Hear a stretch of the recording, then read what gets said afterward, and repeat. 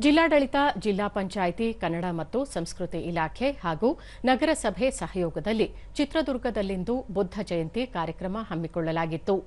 ಈ ಸಂದರ್ಭದಲ್ಲಿ ಶಾಸಕ ಕೆಸಿ ವೀರೇಂದ್ರ ಪಪ್ಪಿ, ನಗರಾಭಿವೃದ್ಧಿ ಪ್ರಾಧಿಕಾರದ ಅಧ್ಯಕ್ಷ ತಾಜ್ ಪೀರ್, ಜಿಲ್ಲಾ ಖಾತ್ರಿ ಯೋಜನೆಗಳ ಪ್ರಾಧಿಕಾರದ ಅಧ್ಯಕ್ಷ ಆರ್ ಶಿವಣ್ಣ, ಕನ್ನಡ ಮತ್ತು ಸಂಸ್ಕೃತಿ ಇಲಾಖೆ ಸಹಾಯಕ ನಿರ್ದೇಶಕ ಡಾ ಬಿಎಂ ಗುರುನಾಥ್, ಉಪ ವಿಭಾಗಾಧಿಕಾರಿ ಡಾ ಕೆಜೆ ಕಾಂತರಾಜ್, ತಹಶೀಲ್ದಾರ್ ಗೋವಿಂದರಾಜು ಸೇರಿದಂತೆ ಹಲವರು ಉಪಸ್ಥಿತರಿದ್ದರು.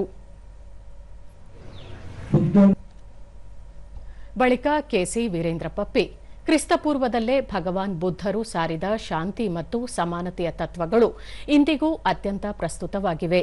ಯುದ್ಧ ಮತ್ತು ಸಂಘರ್ಷಗಳ ನಡುವೆ ಬದುಕುತ್ತಿರುವ ನಮಗೆ ಬುದ್ಧನ ಸಂದೇಶಗಳು ದಾರಿದೀಪವಾಗಿವೆ ಎಂದು ಹೇಳಿದರು.